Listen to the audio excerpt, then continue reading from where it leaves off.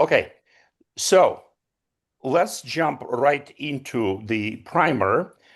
What I need to do is I need to make this a little bit smaller and lay a couple of simple definitions, rules on the table. I don't know if you want to have an argument.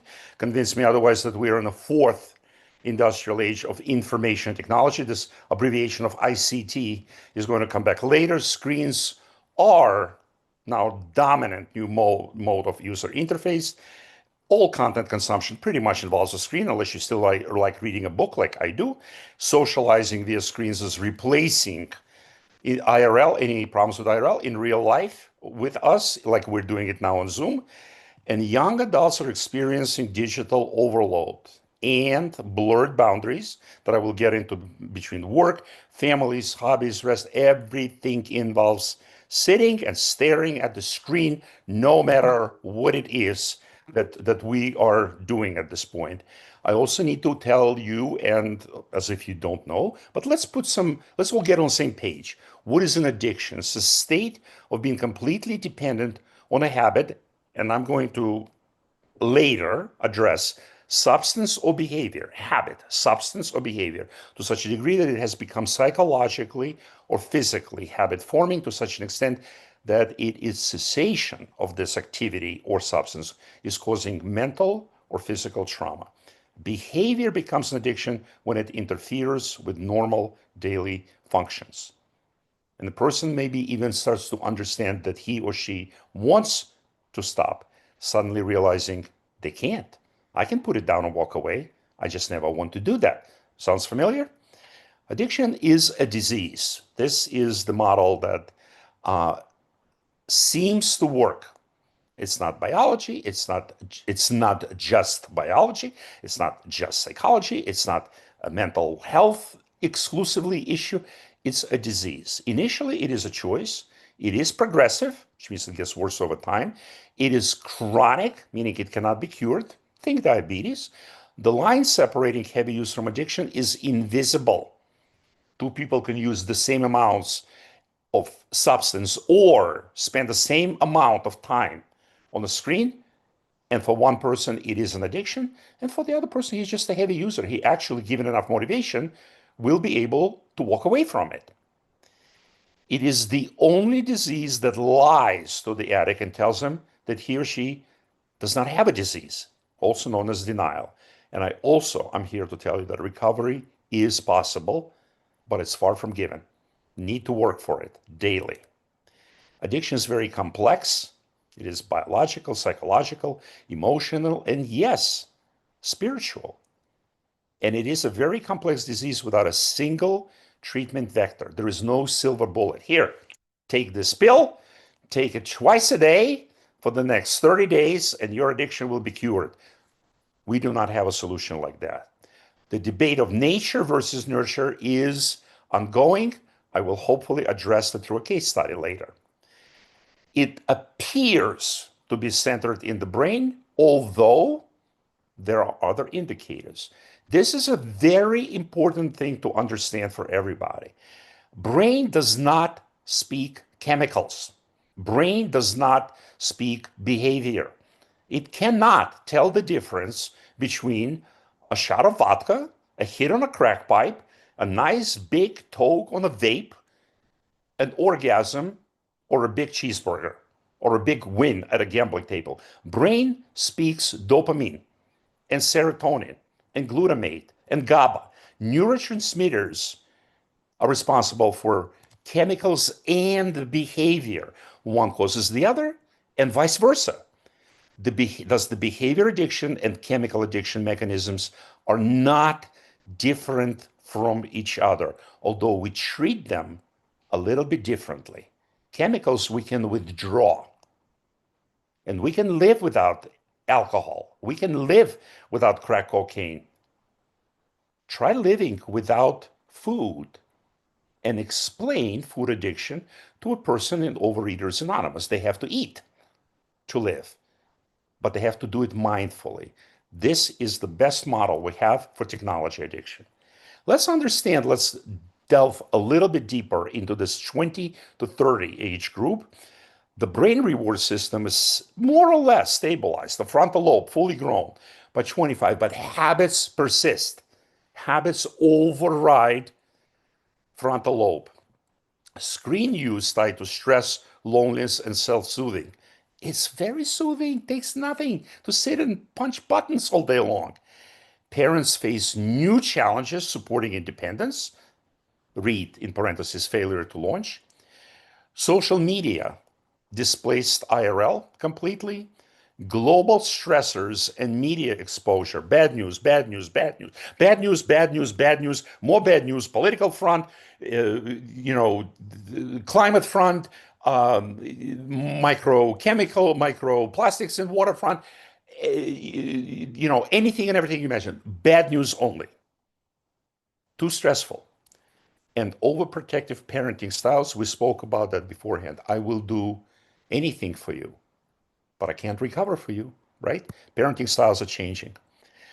Data snapshot. Let's look very quickly at the trends of where we're going. Current data. Average screen time. This is average. Pew. 2024, 8.5 hours a day. That's a full work day. That's half an hour more than a full work day. 60% of 20 to 30-year-olds report being, quote unquote, always online.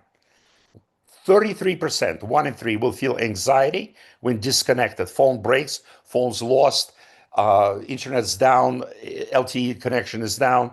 They feel anxiety when they're disconnected. And the incidences of reported loneliness are highest among our 18 to 29-year-olds, according to Harvard study.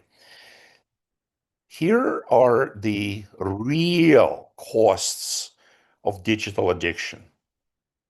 Knowledge without understanding. Why do we need to memorize stuff? Why do we need to understand, reason, learn about reasoning, how to develop an argument? ChatGPT will do it for us. I don't need to memorize anything. Everything's explained. Just Google it. Google it, Google it, Google it, Google it. You'll get the answer. You don't need to memorize anything. Memory and reasoning are outsourced. Alternative fact world. AI telling facts from fiction, lies online. What's real? It gets very confusing, our relationship with technology. Empathy is numb because we see horrible things and images that simply numb people inside. Loss of patience. This is a big one, where if I cannot feel orgasmic amusement in 3 seconds, I'm not interested. I'm bored. This is lonely. Next, next, next, next. Relationship becomes superficial. Life is performance, social media, Snapchat. Comparing my insides to your outsides is an underlying cause of depression and anxiety, especially in females. Everything looks so good when I look at all the other people online, but I know how I feel inside, and it's not that. And comparing this feeling to those images creates a big problem. There is shrinking attention span, losing joy of anticipation. Everything's right now. Losing ability to sit and just talk face to face. Talk separately about gaming addiction. Online bullying is huge. Pornography exposure earlier and earlier and earlier and earlier creates completely unreasonable expectations of normal human relationships, causing a lot of problems for young people to form relationships. Creativity declines. Sleep deprivation is a form of torture. Our young people do it to themselves. Consumerism and materialism are through the roof. We separate and run to our own echo chambers, leads to erosion of family relationships.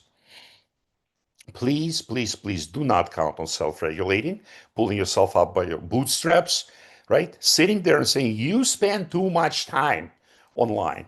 Young people are unable to regulate their screen use without a structure, right?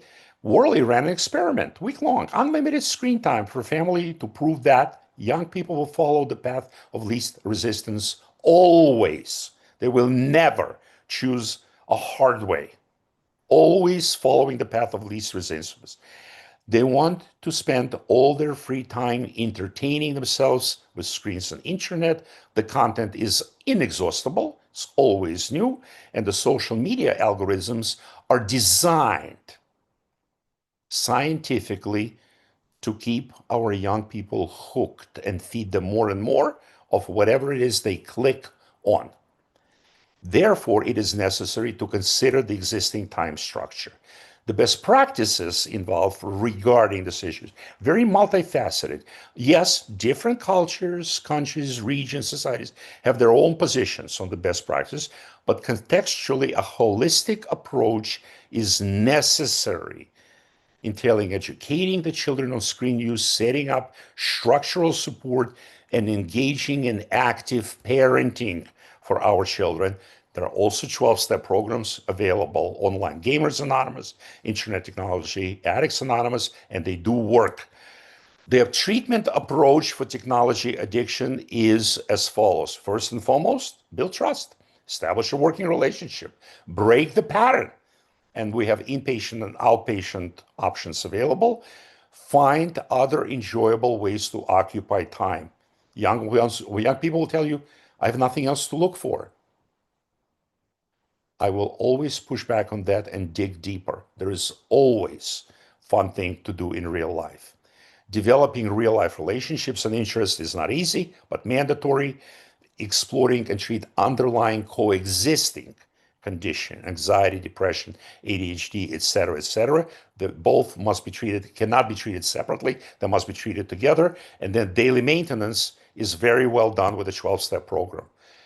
Conclusion: the use of screen will not diminish because many innovations today rely on the availability of screen to ensure user interface. Studying, reading a book, watching a movie, talking to our loved ones, family, overseas, everything involves a screen. Young people are affected by screen use with very deep psychological damage and very poor outcomes. Research highlights various methods to determine overuse. We have special tests that can tell you pretty definitively that a person has crossed over into a dependency territory.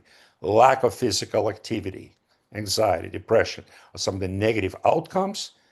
And nonetheless, it is necessary to employ the best practices I mentioned before, use holistic 360 approach to ensure that young people and all people are not controlled by the content on their screens. And that is precisely where I will stop my presentation. I have a lot of references. I have a lot of sources available to you in the end of my presentation. I can make it available to you, but now is the time for John maybe to step in and share with us some of his casework or an example or anything that he wants to add to that. John? Really appreciate that, Mike. And as you were going through this, honestly, I had some cases that I had in the back of my head. And the longer that you went on, the more and more that were coming through, right? And I think that really speaks to the prevalency of this as an issue. So I've been working with Causeway coming up close to 6 years now. And in that time, I would say I've got to be pretty close to over 100 guys now. So Causeway works specifically with young men, which obviously, this is a not gender specific issue, but certainly common with young adult males.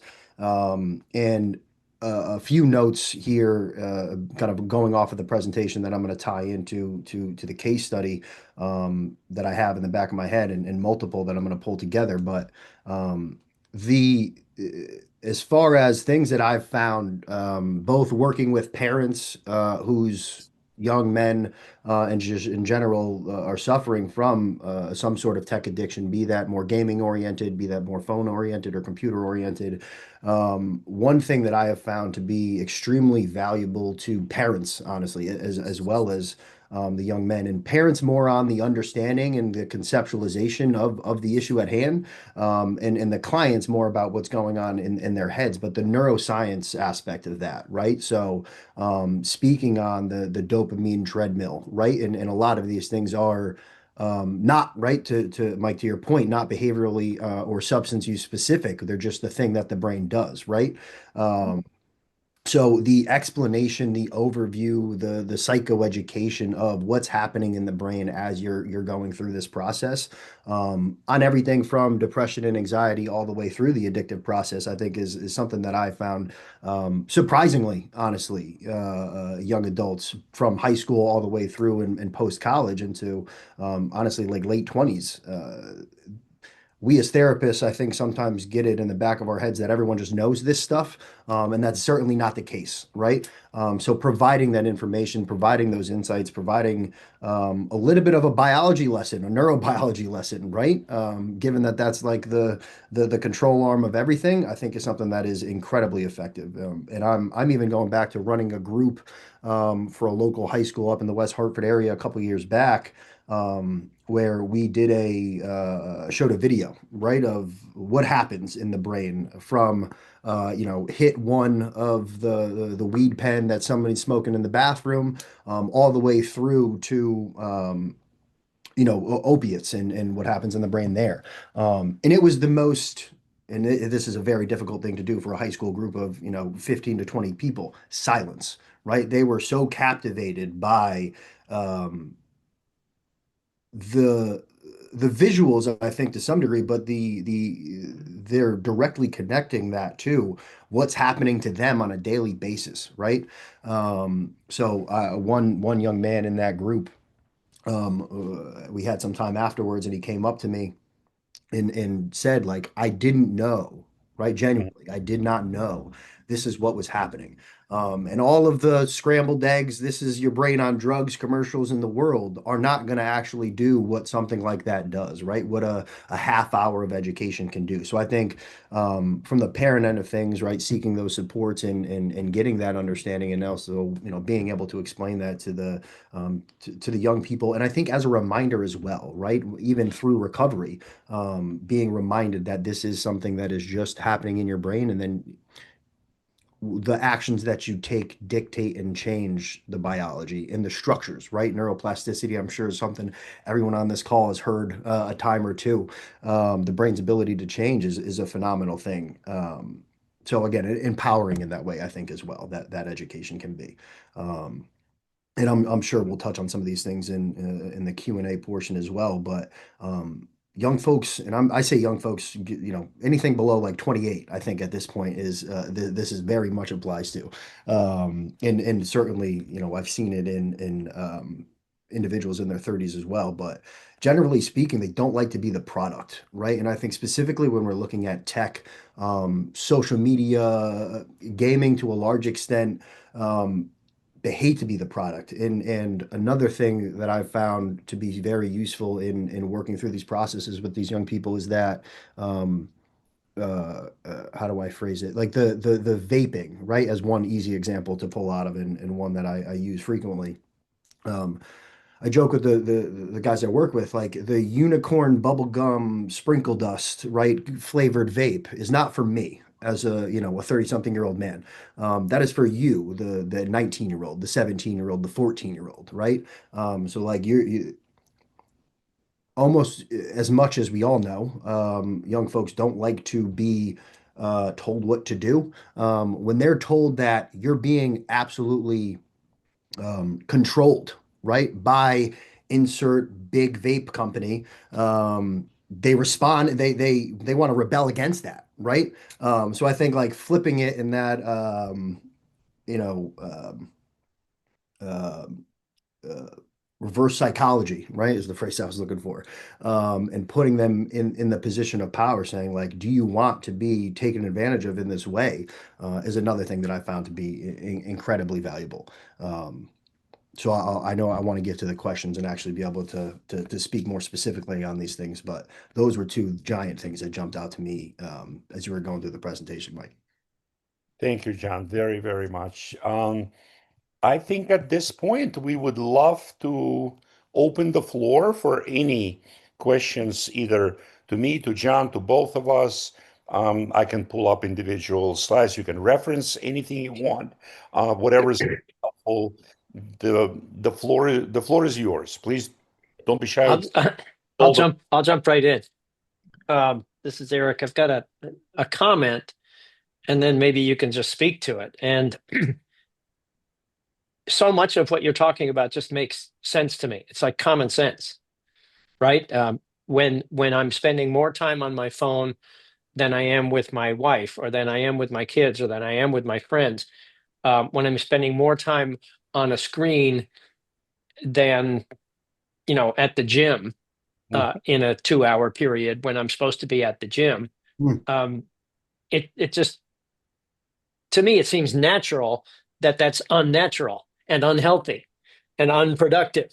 But Yeah. I guess what you're saying is so many people under the age of 28, and I don't know if that's the right cutoff, but these youngsters, um, they don't get it. They haven't even considered the possibility that there's a negative side to their hours and hours of screen time. Well, and I had a question sort of along those same lines. Do you think that that's because they grew up with it? I mean, we came to technology a lot later. We were, fully developed brains before the internet uh, was invented. But I mean, younger kids they're frankly born with a screen in their hand. Yep. Yep. So, if I may, I can maybe combine Eric's observation and Cindy, what you added, and in longer day-long seminars, training the professionals to deal with this. I spent quite a bit of time talking about digital natives versus digital immigrants, right? So I will be 61 years old in That's exactly what my sister called it, by the way. She I said didn't we're the immigrant. right. So again, put yourself for a split second in a position of a digital native, right? Digital native essentially anyone after 1992, Gen Z, Gen Alpha, millennials, Gen Z, Gen Alpha are a given, right? They're not aware. They have no experience whatsoever with what a little black and white TV with a mechanical three-channel switcher looks like. What do you mean TVs didn't have remotes? They have no clue, maybe as a joke, as a meme, that a phone stays attached to the wall with a long cord, always in one place. You are not able to lose that phone unless you remove it and go and hide it in the woods. You can't lose it. It's always there in the kitchen, right? And it rings and there's nothing attached to it. If somebody's home, somebody may answer it. And if no one's home, you're going to get no answer before answering machines. This is the world that might as well be Neolithic and prehistoric and the world of dinosaurs. And theoretically, they're aware it's there, but they have no point of reference. Whereas being a digital immigrant, I'm I'm not just a plain weirdo, right? I'm a little strange person. John knows me well.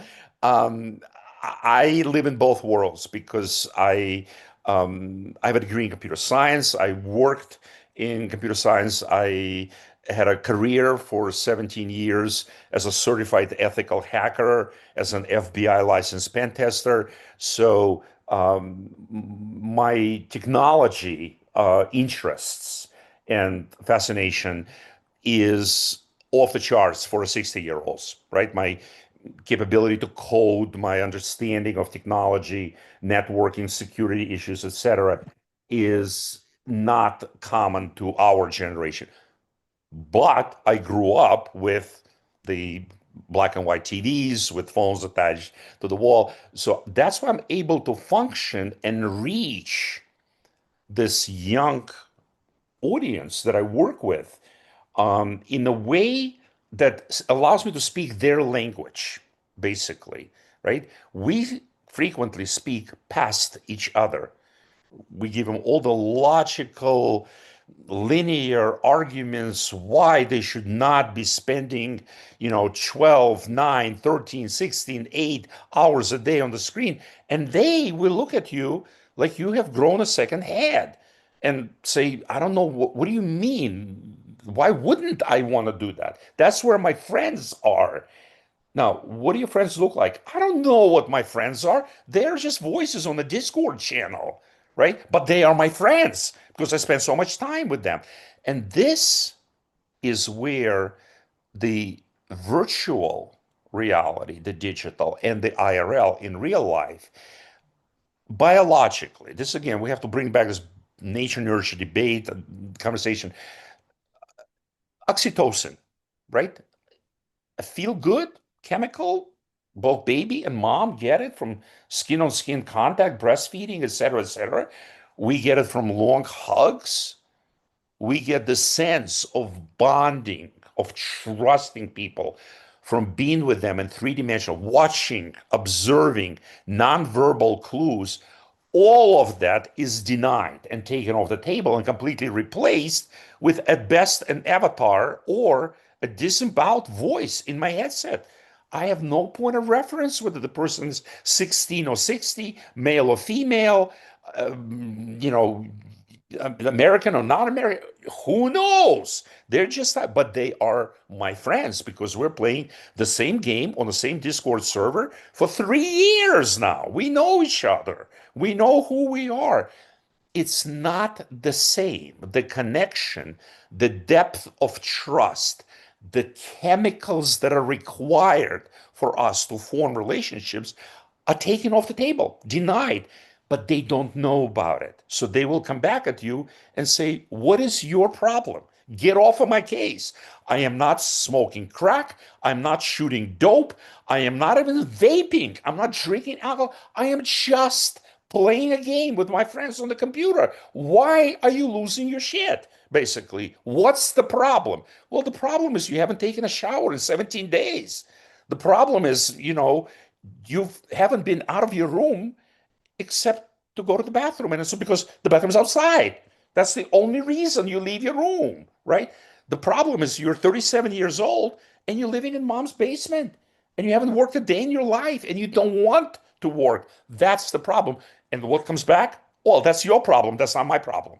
Yeah. How would you answer to that? So, what I've described now, can you relate to that? Have you heard those words? Right?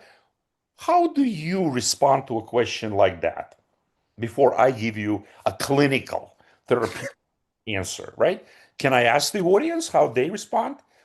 Cindy is laughing. She's smiling. She's been there. So Eric is smiling too. Paul is never smiling. Paul is never smiling.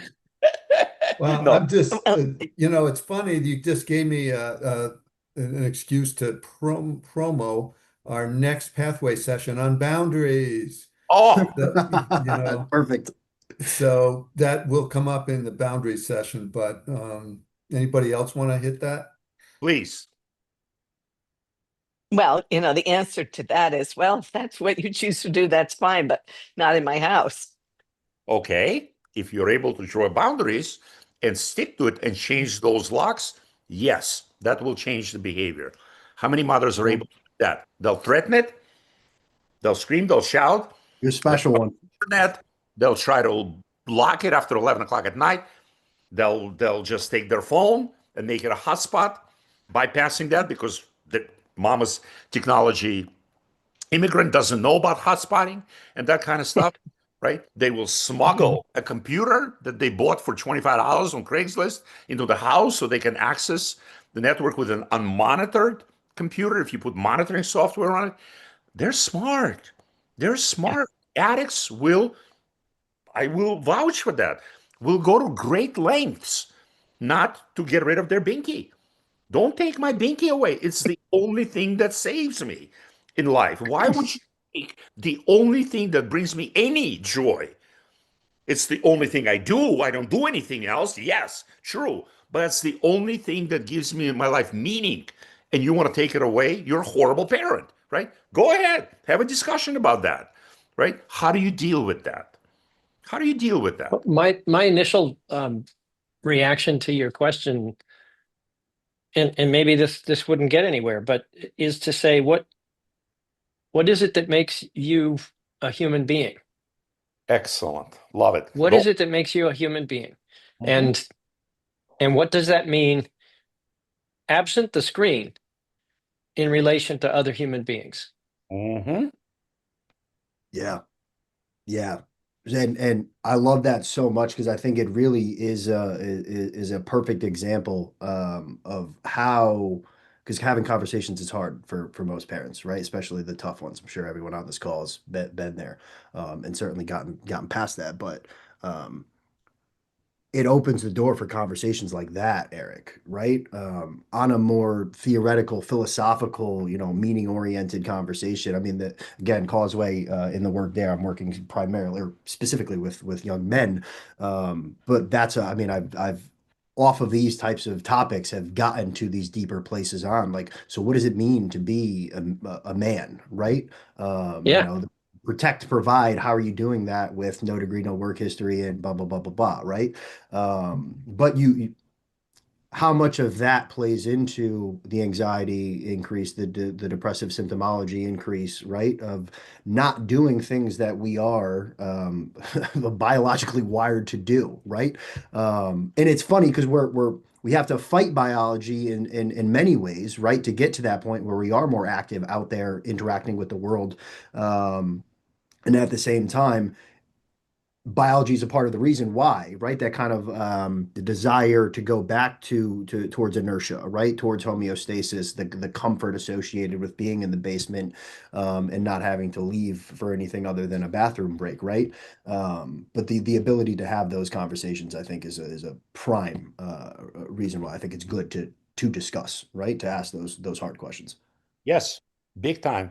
And to help your question is right on. What makes you human? I sometimes will deepen it. What brings you joy? The answer is the screen, my friends. Game board. That's what brings me joy.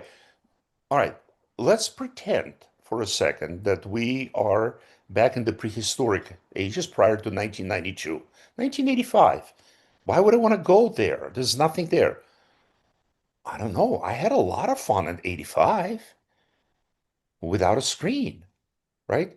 What else is there? And the fun thing is, if we actually, and places like Restart on the West Coast, the Mass General has a wing now that's open for internet and technology addicts in Boston. They started a new program. So there's inpatient and outpatient services that are available that once we take this person, young person, and put him through a digital detox, the dopamine levels normalize, come back to normal. And now things that were of no interest, boring, painful to them, suddenly bring joy. Simple stuff. Food, sex, alcohol. Let's take alcohol out of the equation for a minute. Reasonable amounts. You know, I don't know, uh, relationship, yes, love, travel, a pet, uh, I don't know, something, gardening if you like it, growing A dartboard. a Yeah. dartboard, Yeah. playing football, I don't know, wrestling, swimming, sunbathing, I don't know, being on a boat, fishing none of that requires a screen, and it's a lot of fun with the right people. Key with the right people, right? But yet they need to be able to normalize their dopamine levels first, experience these normal highs and lows that we all experience, and then stabilize in that new band without jumping back into the dopamine stratosphere where they're used to living, right? It's called what? It's called tolerance. If you start using a substance, whatever it is, drink or opiates or what, you will need more and more and more and more of that substance for the same effect, right? Same idea.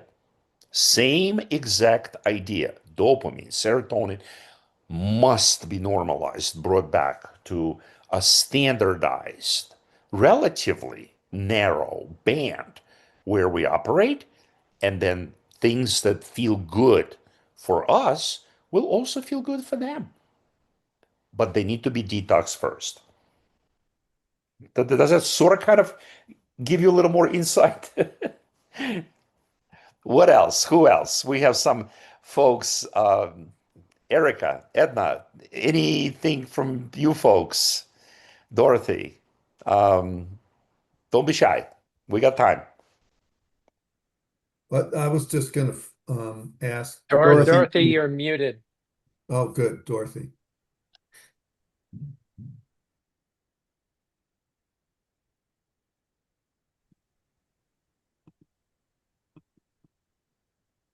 Hold on. Should be on the lower left of your screen. Yeah. I cannot unmute her. I was trying to do the same thing. There's a little microphone in your left corner with a red X through it. No, no. Try typing it, Dorothy. Try typing it in the chat. Go to the chat and put that in, because you can obviously hear us, but we can't hear you. Technology, you see?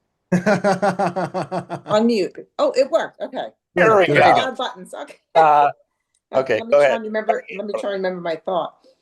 Go It on. drives me nuts when I'm out to dinner with my husband and I see a family of four, parents, and then a 5-year-old and a 7-year-old, and all four of them are like this on their screens. It drives me berserk. It just, I get actually enraged at times when I just see this, and it makes me berserk.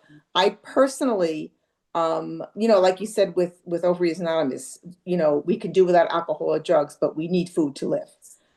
So it's that fine line, and obviously we've all become very. It's required to have some level of technology to communicate in this world as we know it. I personally, my dopamine is word games. Words with friends. Just my word games are that's how I decompress at night. When I've had a hectic day and just whatever. I've made a point, because what happened is I find I bring my iPad in bed with me while I'm watching TV. I do my word games, finish my word games, and then I start scrolling.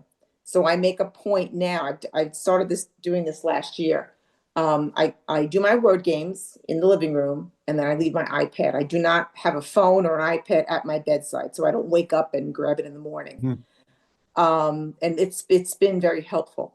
But I just, when you talk about the digitals and the natives, I am 62, so I know black and white, rabbit ears, and the UHS channel and all that. So I have experienced life without the digital world.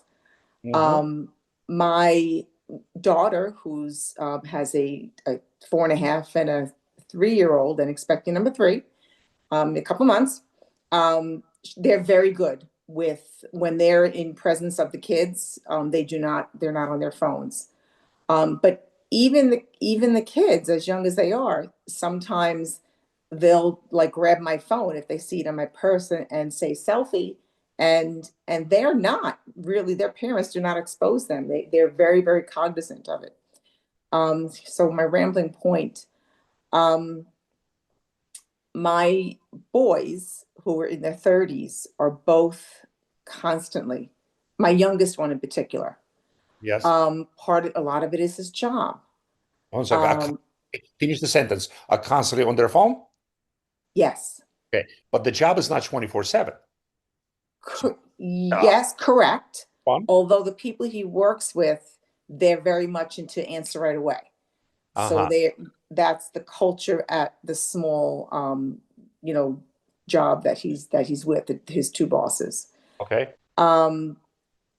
I find it insulting when you want to have a conversation with somebody, and even if they're not looking at their phone, when it's there upright, I feel like it's a distraction. because as soon as it lights up or beeps, they're going to look at it. Mhm, mhm. And so I think we all know the problem. We all know it exists. We all know we need to have technology to a degree. But what can we do for ourselves? I mean, I'm very big into modeling behavior as much as I can.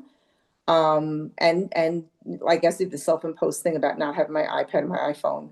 I never had my iPhone at the bedside, but the word games, I did. That's my decompression at night. So, but I can put it down when I'm done with the games. I put it away. So with these kids who are natives, that's all they know. And I see it as an addiction that they have. They don't see it that way. And aside from modeling behavior and boundaries to say, you know what, I'm not going to have a conversation unless you put your phone, way to the side. They don't live with me. Mm-hmm. So, any thoughts as to anything I could say or do or boundaries specific with technology, if that makes sense? Makes perfect sense. John, you want to take a stab at it before? Yeah, it's tough and in two different conversations. So in your Right. standpoint, where these are fully grown adult, right, out of the house, launched good, a little bit more difficult, I think, in some ways, just because of the lack of leverage that you have over the situation, right? From a boundary standpoint specifically. Mm-hmm. And I think, right, and I'm 95, right? So I came through I had the dial up. I was on the AIMs and the group and the chat rooms and stuff like that way Mm-hmm. back in the day, all the way through to now, right? And so I'm saying that to say like I get where they're coming from as well.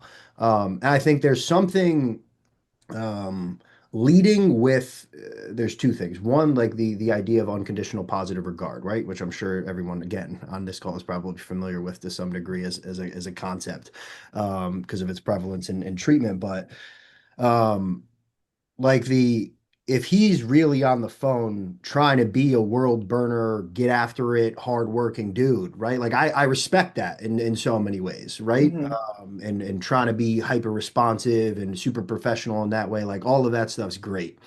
And I think as a putting myself in your shoes as a mom, right? We have limited time together. And sometimes it's an important thing and I think a necessary thing to hear from, your elders, right? So to speak, regardless of if that's, a mom or grandfather or, just a mentor of some kind. Like check that behavior a little bit, right? Like every time we're together, it's very difficult to have a conversation. It's another tough conversation to have, right? But leading with I respect what you're doing. I respect how hard you're working and how much you take your job seriously. It's so cool to see, and it's stellar that you're as on top of things as you are, right? Coming from the population I work with, it's kind of the opposite, right? Like that is the opposite end of the spectrum from what I see on a regular basis. So it's so good to hear that that's happening, and people are on top of their stuff and taking life seriously. But in the limited time that we have together, Jimmy, right? Like I'd really, really appreciate it if we could like put the phones down a little bit and just have more of that connection, right? Like I really miss that connection, something along those lines. And yeah, play on the emotions a little bit. I think that's valuable, especially for mama's boys. So that, right, that would be something that I think I could offer there. It's just like Okay. appreciating it and where it's coming from and making a request, right? And then seeing what comes from there. Okay. Perfect.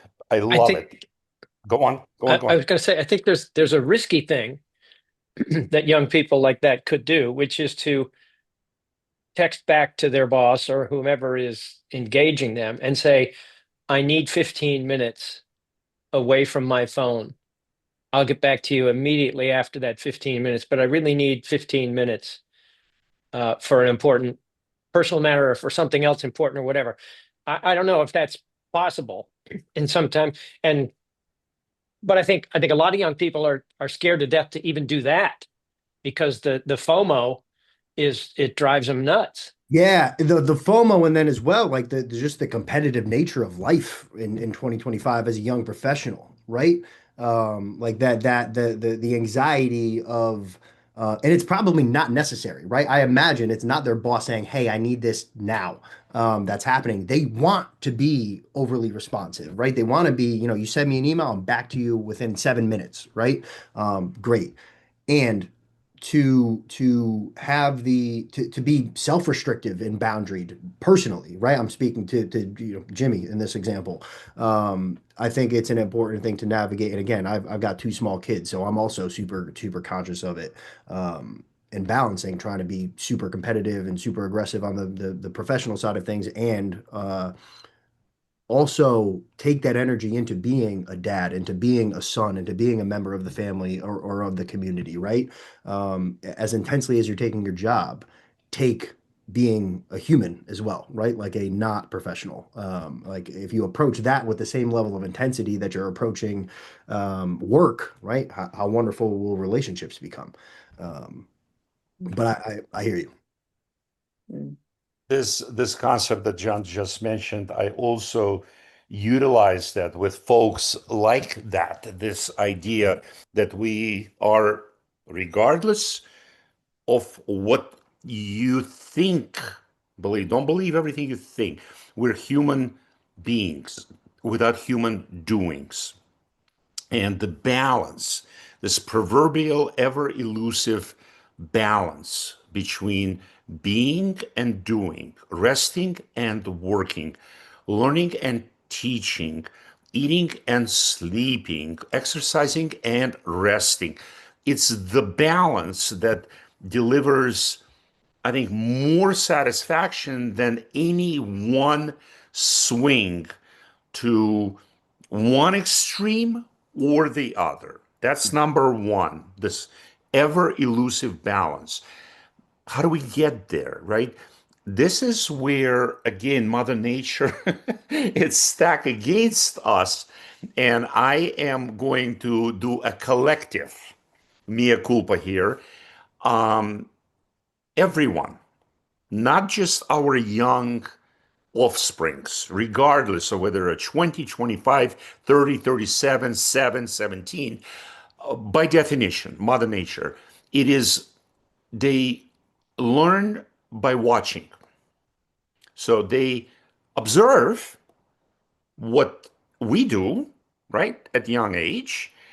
And if we are, most of the time, we're on our phone and we're scrolling, and they're young, they're little, they will do the same things. This is how we learn how to walk. This is how little wolf puppies learn how to hunt, by emulating adults.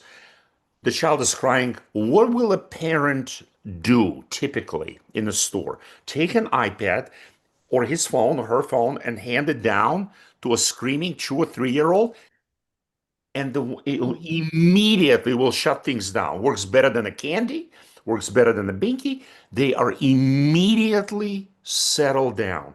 Problem solved, right? So at this point, after the person has been habituated, conditioned, Pavlovian dog style, to constantly, constantly, constantly whip out the phone and respond, respond, respond, respond, then it will take a little bit of time and mindful action to uncondition that. We got to give him a reason. We got to find, we can't give him the motivation to do that. But if there is a motivation to do that, if there's no motivation, your son will not do it, period. He's more motivated to stay engaged to his job and his boss than talk to me. End of story. I got nothing to work with.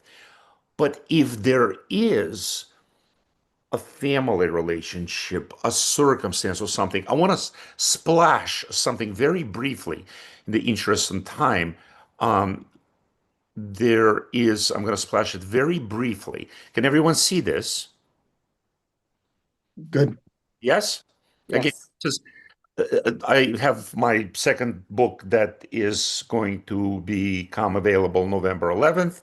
In 6 days from now, it's available for pre-order on Amazon, called Reconnect. And it is built around this idea that we don't fight against our type, but we're always and frequently, not always, mismatched with our kids. We could be a responsible hard worker or a strategic problem solver, but if our kids are gentle, humble helpers or creative, sensitive souls, they are driven by completely different motivational factors.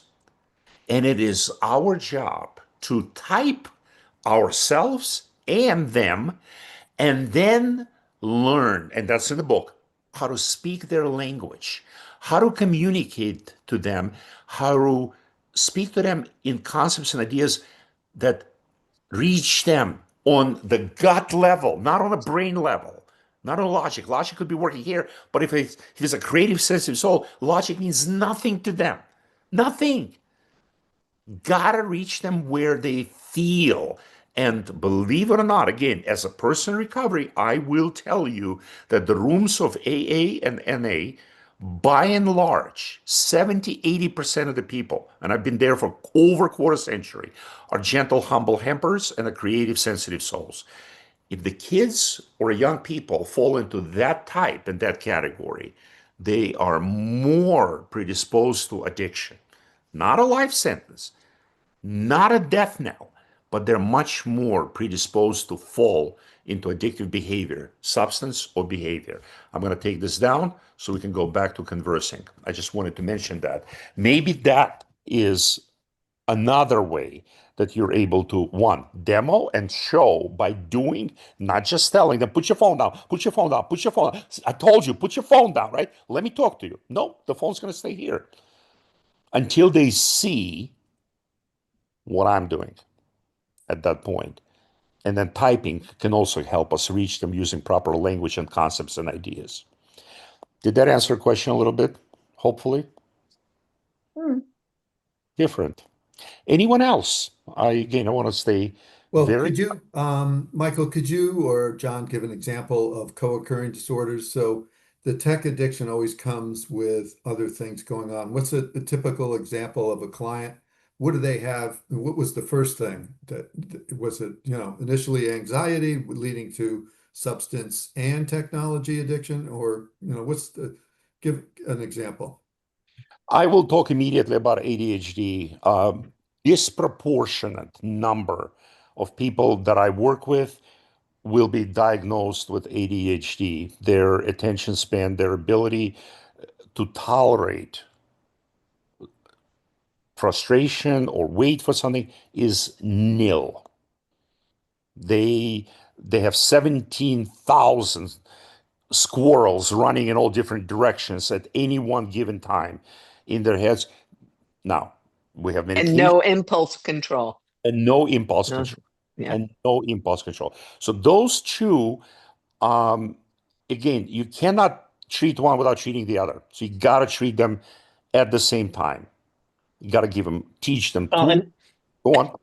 is it any wonder that we're seeing more and more in that in this digital world where they're bombarded daily, hourly, every minute by the immediacy and the immediate gratification and the Wait, the do you constant mean barrage?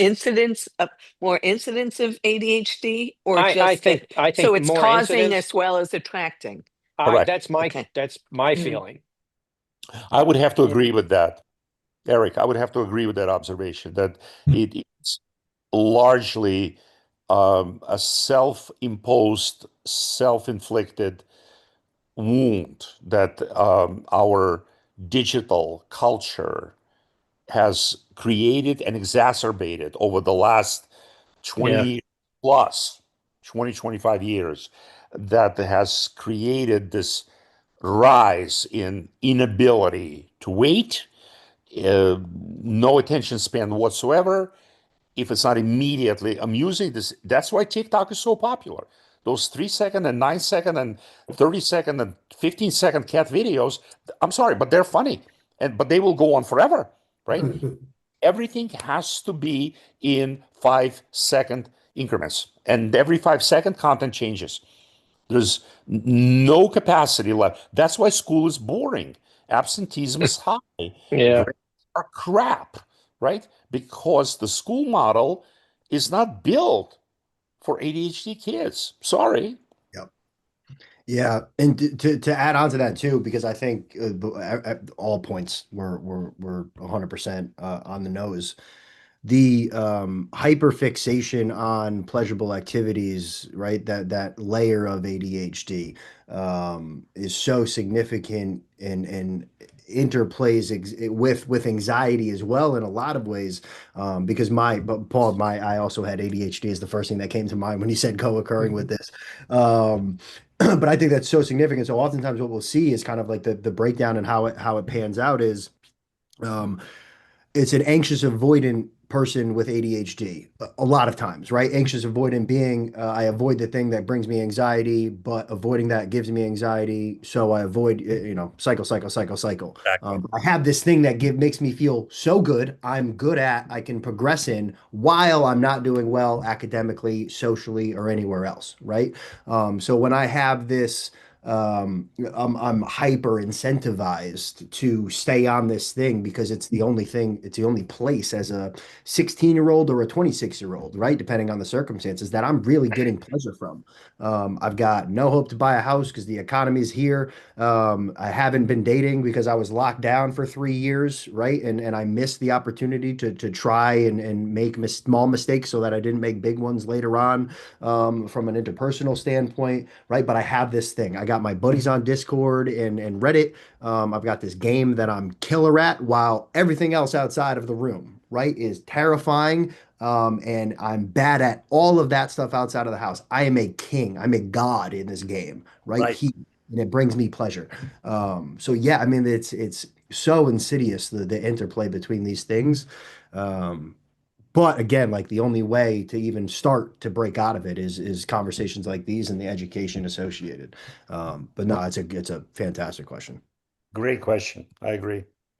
Anything else? Again, we are coming up on to our allotted 1 hour of time. We want to be very respectful, very cognizant.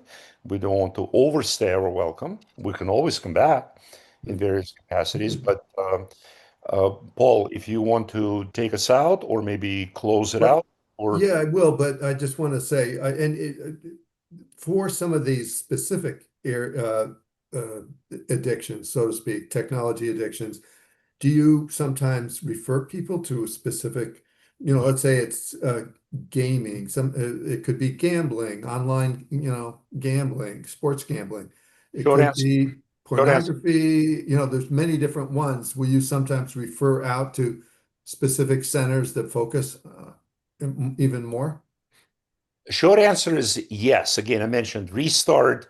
You can go to restartmylife.com, look up what Restart is. It was one of our first and oldest inpatient inpatient and outpatient at this point facility focused on this age group based on Washington State. Dr. Hilary Cash and Cosette Ray started that facility. Great colleagues, great friends, really know their stuff, really know what they're doing.